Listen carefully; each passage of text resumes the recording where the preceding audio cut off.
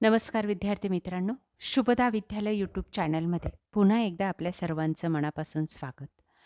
आज आपण इयत्ता 5वीच्या वर्गाचा मराठी विषयाचा तास घेत आहोत आणि या तासाला आपण मराठीची द्वितीय सत्र संकलित मूल्यमापन 2ची प्रश्नपत्रिका चालू शैक्षणिक वर्षासाठी उत्तरासहित सोडवणार आहोत. ही प्रश्नपत्रिका आपल्याला चालू शैक्षणिक वर्षासाठी नक्कीच उपयोगी ठरणारी आहे. असेच सर्व प्रश्न आपल्याला येणार आहेत. यासारख्या मराठी, इंग्रजीची प्रश्नपत्रिका आपल्याला हवी असेल, त्याचबरोबर समाजशास्त्र, परिसर अभ्यास, हिंदी या विषयाच्या द्वितीय सत्राच्या प्रश्नपत्रिकासुद्धा आपल्या चॅनलवर उपलब्ध आहेत. त्या पाहण्यासाठी डिस्क्रिप्शन बॉक्समध्ये दिलेली प्लेलिस्ट अवश्य पहा. तत्पूर्वी मित्रांनो, आपण नवीन असाल, अजूनही चॅनलला आपण सबस्क्राईब केलं नसेल, तर चॅनल सबस्क्राईब करून बेल आयकॉनवर क्लिक करा, म्हणजे नवीन व्हिडिओची नोटिफिकेशन आपल्यापर्यंत सहज पोहोचेल. आजच्या तासाला आपण इयत्ता 5वीच्या वर्गाची मराठी विषयाची चालू शैक्षणिक वर्षाची संकलित मूल्यमापन 2ची प्रश्नपत्रिका कशा प्रकारची असणार आहे ते पाहणार आहोत. बघा, या ठिकाणी एकूण 50 गुणांचा आपला हा पेपर असेल. त्यात 40 गुण हे लेखी कामासाठी असतील आणि 10 गुण तोंडी कामासाठी. एकूण 11 प्रश्नांचा समावेश आपल्या प्रश्नपत्रिकेमध्ये असणार आहे. त्यासाठी 10 गुणांची जी काही तोंडी चाचणी असेल, त्या चाचणीमध्ये आपल्याला अशा प्रकारचे प्रश्न हे विचारले जातील. बघा, पहिला प्रश्न, एक परिच्छेद आपल्याला ऐकवला जाईल आणि त्यावर आधारित प्रश्नांची उत्तरं आपल्याला लिहायला सांगितली जातील किंवा तोंडी सांगायला सांगितले जातील 5 गुणांसाठी. बघा, या ठिकाणी एक परिच्छेद दिलेला आहे. त्याचं उत्तर त्या परिच्छेदमध्येच आहे. पहिला प्रश्न असेल, दिलीप कशातून प्रवास करत होता?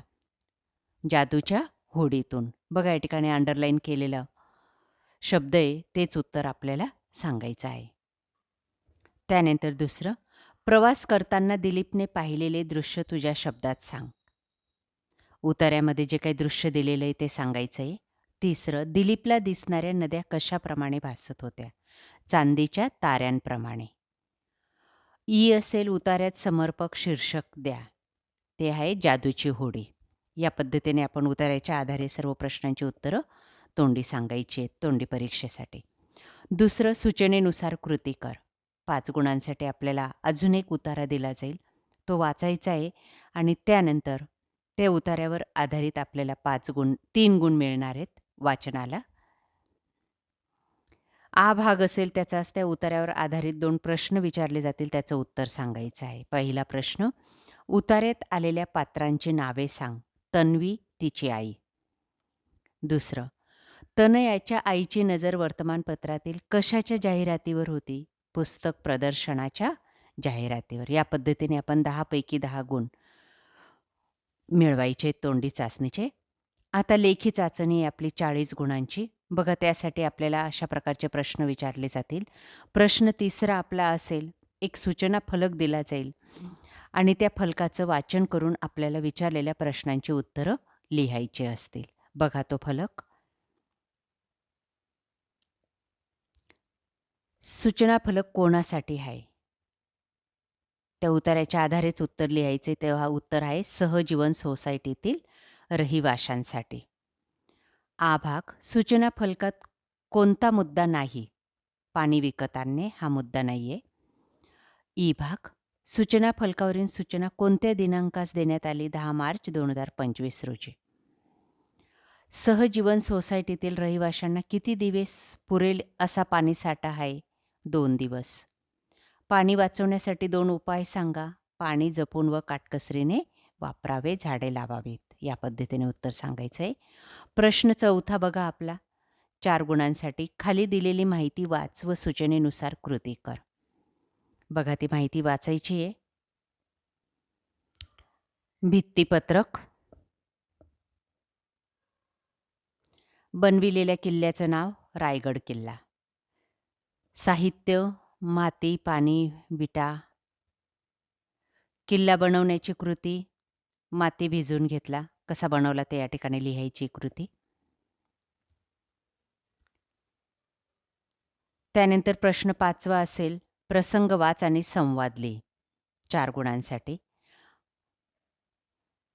बघा असाच एक प्रसंग तुम्हाला दिला जाईल आणि त्यावर कल्पना करायची तू आणि आई कशा पद्धतीने त्या विषयावर बोलतायत ते या ठिकाणी लिहायचंय. बघा या ठिकाणी नमुना दाखल लेखन करून दाखवलेले आहे. आपण यापेक्षा वेगळंही लेखन या ठिकाणी करू शकतात.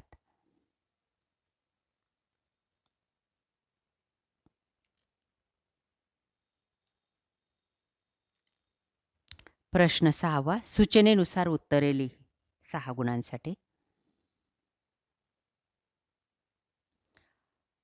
एक चौकटीत कोडं दिलेलं आहे. त्यापासून आपल्याला शब्द बनवायचे आहेत. एकवचनी शब्द बनवायचा आहे. तो आहे टोपली, पाखरू. अनेकवचनी शब्द खिडक्या, टाळ्या या पद्धतीने आणि 4 गुण मिळवायचे आहेत. कमीत कमी 4-4 शब्द लिहा. आ भागामध्ये आपल्याला रिकाम्या जागी क्रियापदाचा वापर करायचा आहे. कंसात क्रियापद दिलेले आहेत. बघा पहिलं, बेटावर अनेक फळांची झाडे होती. जंगलात अनेक पक्षी राहत होते. या पद्धतीने उत्तर लिहा. प्रश्न 7वा असेल आपला खालील सूचनेनुसार कृती कर 2 गुणांसाठी. योग्य विरामचिन्हांचा वापर करा. आरोही तू किती सुंदर नृत्य करतेस. स्वल्पविराम आणि उद्गारवाचक चिन्ह. 8व्याला आपल्याला एक अर्थपूर्ण वाक्य बनवायचं आहे 2 गुणांसाठी. अंतर. घरापासून शाळेचे अंतर किती आहे. अंतराळ शब्द टाकून एक वाक्य बनवायचं. यापेक्षा वेगळं वाक्य बनवलं तरीही चालणार आहे. सुनीता विल्यम एक अंतराळवीर आहे. प्रश्न 9वा चित्राचं निरीक्षण कर आणि त्याखाली विचारलेल्या प्रश्नांची उत्तरं लिहायची आहेत 6 गुणांसाठी. बघा एक चित्र आपल्याला दिलं जाईल आणि त्या चित्रावर आपल्याला प्रश्न असतील. पहिला प्रश्न, चित्राचा विषय कोणता? विषय आहे पतंग उडवणारी मुले. दुसरं, पतंग तयार करण्यासाठी कोणते साहित्य लागतात? रंगीत कागद, दोरा, डिंक या पद्धतीने साहित्य लिहायचे. चित्राचं वर्णन करायचंय. पतंग उडवणाऱ्या मुलांचं चित्र तुम्ही पाहत आहात आणि त्याचं वर्णन या पद्धतीने करायचंय आणि 3 गुण मिळवायचे आहेत. प्रश्न 10वा कविता वाचायची आहे आणि त्यावर आधारित विचारलेल्या प्रश्नांची उत्तरं लिहायची आहेत कोणतेही 5 गुणांसाठी. बघा ती कविता.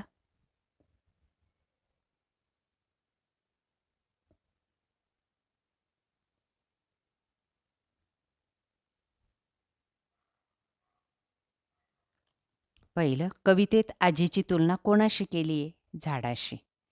अचूक उत्तर लिहायचे आणि 1 गुण मिळवायचे. आ मध्ये बघा 4 गुणांसाठी. कवितेत आजीचा प्रेमळपणा दर्शवणाऱ्या कृती. खाऊ देणे, गोष्ट सांगणे, अंगाई गीत गाणे आणि नातवंडांना कुशीत घेणे. या पद्धतीने 4 कृती लिहा. प्रश्न 11वा 7 ते 8 ओळीत उत्तर द्यायचं आहे आपल्याला. गोष्ट तयार करायची. एक रिकाम्या जागी आपल्याला शब्द दिलेले आहेत. त्यावर आधारित आपल्याला ती कृती बनवायची आहे. शक्तीपेक्षा युक्ती श्रेष्ठ. ही गोष्ट या ठिकाणी ती अशा पद्धतीने लिहायची आहे आणि मार्क्स मिळवायचे आहेत. अशा प्रकारे विद्यार्थी मित्रांनो, आज आपण इयत्ता 5वीची मराठी विषयाची संकलित मूल्यमापन 2ची 2000 चालू शैक्षणिक वर्षासाठी आपण ही प्रश्नपत्रिका अभ्यासलेली. आपल्याला ही प्रश्नपत्रिका नक्कीच उपयोगी ठरणार आहे. यासारखे नवनवीन व्हिडिओ पाहण्यासाठी आपल्या चॅनलला सबस्क्राईब करून बेल आयकॉनवर क्लिक करा. Thank you.